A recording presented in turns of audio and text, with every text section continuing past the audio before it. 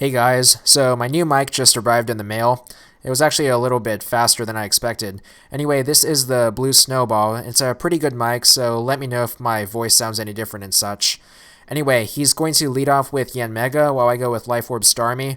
Obviously, this is going to be a bad lead matchup for me, so I'm going to go to Jirachi on the Protect while he gets the speed boost. And I'm going to Iron Head him, hoping for the flinch. I am a Scarf Jirachi, so even though he has the +1 speed boost, I'm still going to be able to outspeed him this turn. I actually don't, and he goes for what I think is Hidden Power Ground at the moment, because Hidden Power Ground is, I think, the most common HP on Yanmega. So I really don't have a very good method of dealing with Yanmega on this team, so I'm just going to switch to Suicune because it's the bulkiest member, and I switched in on Hidden Power and it was actually not very effective, so that means it has to be Hidden Power Fire instead of Ground, because otherwise it wouldn't have hit Jirachi super effectively.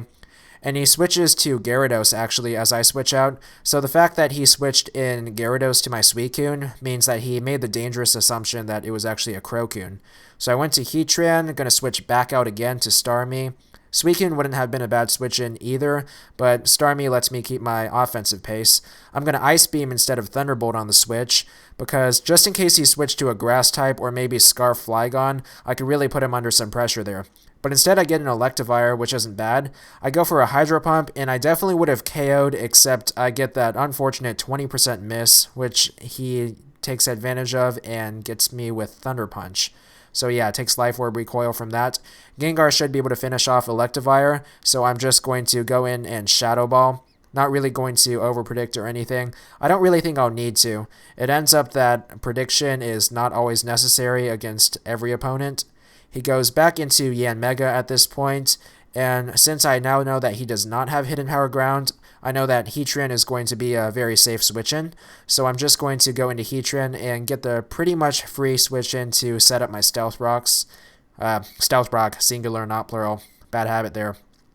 Anyway, he's going to keep trying to air slash me.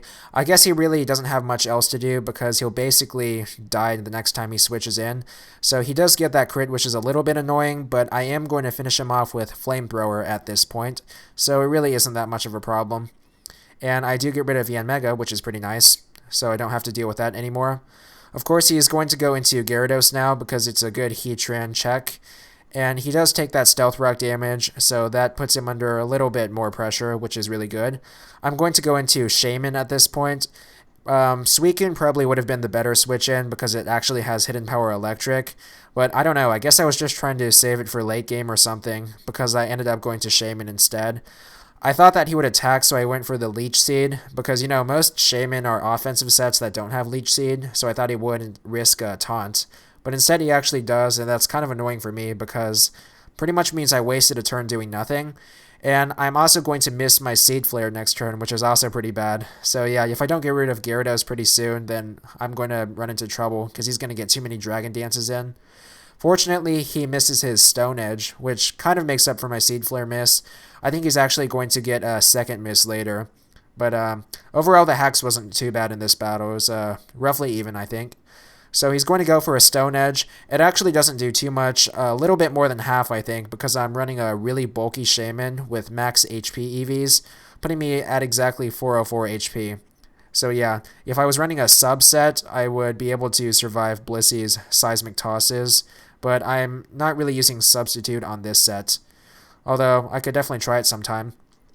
So anyway, I got the special defense drop with Seed Flare, so I'm just going to go for Hidden Power Ice as he misses his Stone Edge, because Hidden Power Ice doesn't miss, and it's still going to be able to KO him after that drop. And he goes into a Breloom now, so I guess he'll be trying to Spore me, but it's not really a good switch into Shaman, considering I'm going to be able to hit him pretty hard with Hidden Power Ice before he gets that Spore off. You know, Breloom is one of those Pokemon that tends to do better against defensive teams, because against fairly offensive teams like mine, it's a little bit hard for it to find an opportunity to set up, as you can see in this case.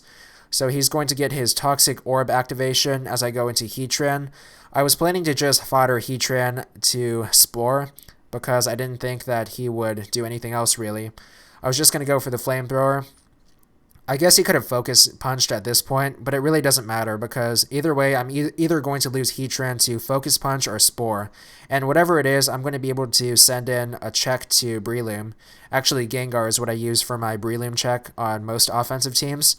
So I'm going to switch to Gengar at this point as he actually double switches into Tyranitar. And hopefully this thing isn't Scarfed, but most likely it'll have Pursuit. And I'm really not going to risk that having Pursuit, so I'm just going to go right for the Focus Blast. Hopefully I don't miss. And luckily I don't, actually. And that's a little bit weird since Focus Blast only has that 70% accuracy. And you know, I missed Seed Flare, which has like 85%. So, I don't know. Sometimes the moves just miss more often than they would seem according to the accuracy percentage. So yeah, Sandstorm and Life Orb Recoil is going to be wearing me down throughout this match, but it doesn't really matter because I almost have him beaten at this point. So I'm just going to go into Heatran on what I think is going to be a Water-type move and just sacrifice it. It's asleep, so I don't really need it anyway. I've got a Pasho Berry, so that's going to minimize the damage from Surf a little bit, but not quite enough for me to prevent a KO. So I didn't actually see Life Orb Recoil on that Starmie, although the Sandstorm does take him out. So it might actually be a choice Starmie. And in that case, I'm going to be able to deal with it a little bit more easily.